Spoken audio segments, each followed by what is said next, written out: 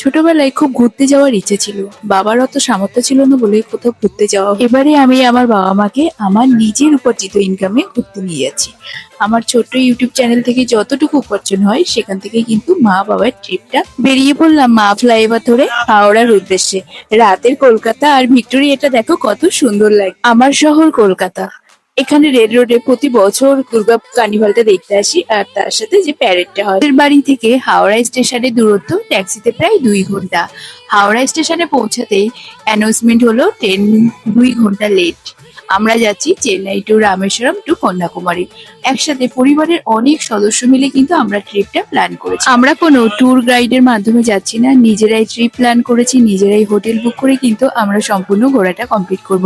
কতটা কি কম প্রাইসের মধ্যে আমরা ঘুরছি সমস্তটুকুই তোমাদের কাছে তুলে ধরবো। তো এটা ছিল আমাদের হাওড়া চেন্নাই মেল। এই চেন্নাই মেলে 2 রাত থাকার পর কিন্তু আমরা অন্য একটা